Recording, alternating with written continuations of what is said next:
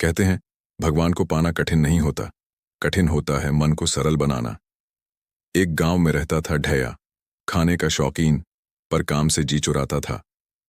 घर वालों ने तंग आकर उसे घर से निकाल दिया। बेचारा ढैया अपनी पोटली बांधकर चल दिया। उसे नहीं पता था कि यह यात्रा उसकी जिंदगी बदलने वाली है। रास्ते में चलते चलते उसकी नजर एक आश्रम पर पड़ी। नदी किनारे, चारों ओर हरियाली, बड़ा ही शांत वातावरण था। वहीं उसे एक महात्मा के दर्शन हुए। महात्मा के चेहरे पर तेज था और शरीर बलशाली।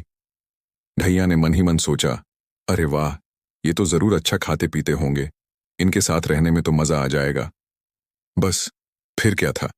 ढैया सीधा गुरुजी के चरणों में गिर पड़ा और बोला, गुरुजी, मुझे अपना चेला बना लीजिए, मैं आपकी हर आज्ञा मानूंगा।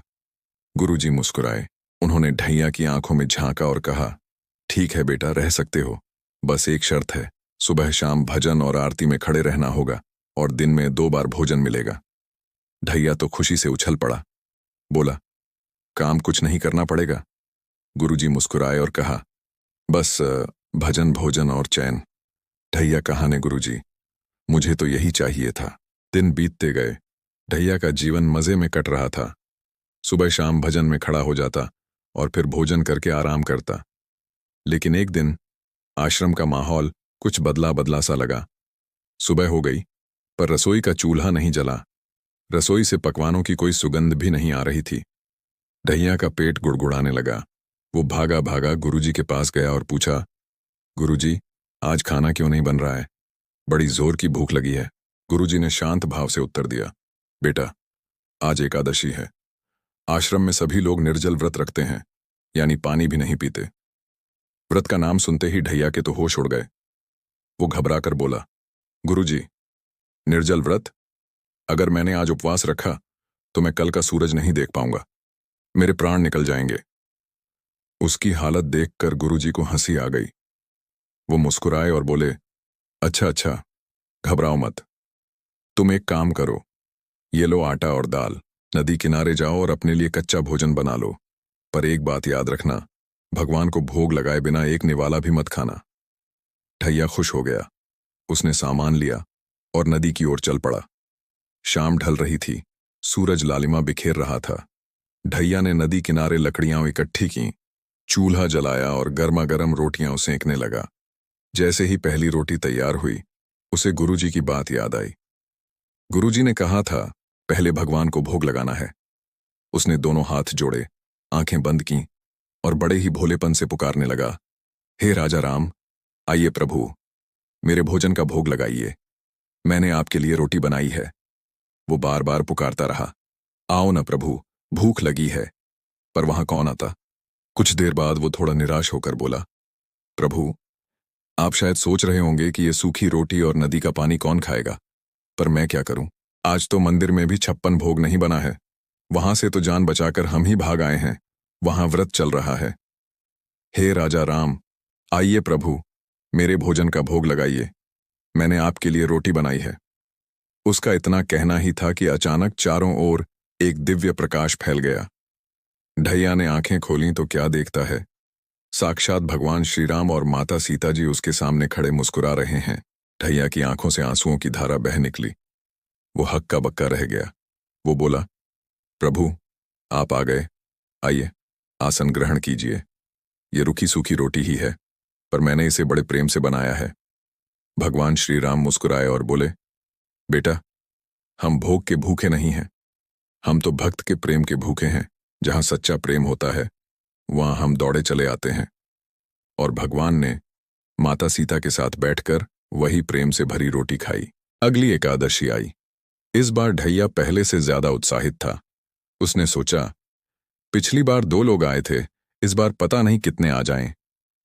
उसने पहले से ज्यादा आटा लिया और नदी किनारे जाकर रोटियां बनाने लगा। जब भोजन तैयार हो गया तो उसने फिर प्रेम से पुकारा, प्रभु, भोग तैयार है, पधारिए। और इस बार क्या हुआ?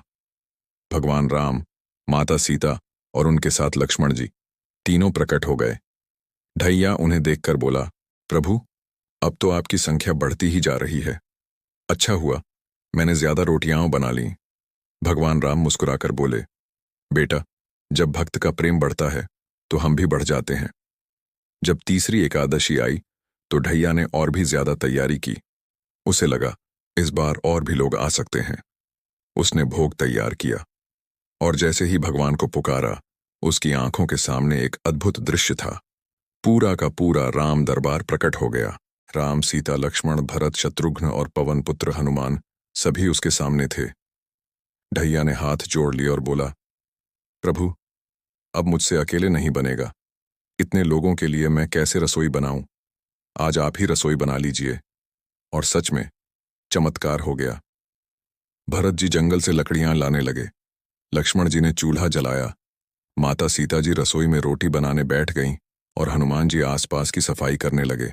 ढया बस आंखों में आंसू भरे हाथ जोड़े ये दिव्य लीला देखता रहा। कुछ देर बाद उसके गुरुजी उसे ढूंढते हुए वहां पहुंचे। उन्होंने देखा कि ढैया आंखें बंद किए रोए जा रहा है। गुरुजी ने उसके कंधे पर हाथ रखकर पूछा, बेटा, क्या हुआ? ऐसे अकेले बैठकर क्यों रो रहे हो? ढैया ने आंखें खोलीं और उत्साह से बोला, गुरुजी, देखिए देखिए ना, कितने सारे भगवान आए हैं। सब मेरे लिए रसोई बना रहे हैं। गुरुजी ने चारों ओर देखा, पर उन्हें ढैया के अलावा कोई और दिखाई नहीं दिया। वो हैरान थे। तब ढैया ने भगवान से प्रार्थना की, प्रभु, आप मुझे तो दर्शन दे रहे हैं, कृपा करके मेरे गुरुजी को भी दर्शन दीजिए। वो बहुत ज्ञानी हैं। तभी एक आकाशवाणी हुई, ढैया, तुम्हारे गुरु तुमसे कहीं अधिक ज्ञानी हैं, पर वो तुमसे अधिक सरल नहीं है। हम ज्ञान से नहीं, सरलता और प्रेम से खींचे चले आते हैं। यह सुनकर गुरुजी की आंखों से पश्चाताप के आंसू बहने लगे। उन्हें अपनी भूल का एहसास हुआ और तभी भगवान ने उन्हें भी दर्शन दिए। उस रात आश्रम में दीपक जल रहा था। गुरुजी ने ढैया को गले से लगा लिया और बोले, आज मैं समझा, ढैया भगवान बड़े बड़े ज्ञानियों और पंडितों के पास नहीं, बल्कि सरल हृदय में निवास करते हैं। फिर वो मुस्कुराकर बोले, जानते हो सरल का अर्थ क्या है? सौ से सीता, र से राम और अल से लक्ष्मण, जिसके हृदय में ये तीनों बसते हैं, वही तो वास्तव में सरल होता है। और इस प्रकार ढैया के भोलेपन और सरलता ने साक्षात भगवान को प्रकट कर दिया और सच में चमत्कार हो गया। तो दोस्तों, ये कहानी हमें सिखाती है कि ईश्वर को पाने के लिए किसी आडंबर या जटिल ज्ञान की नहीं, बल्कि एक बच्चे जैसे सरल और प्रेम से भरे दिल की जरूरत होती है। आपको यह कथा कैसी लगी, हमें कमेंट करके जरूर बताइएगा। अगर पसंद आई हो तो वीडियो को लाइक करें और चैनल को सब्सक्राइब करना ना भूलें। धन्यवाद।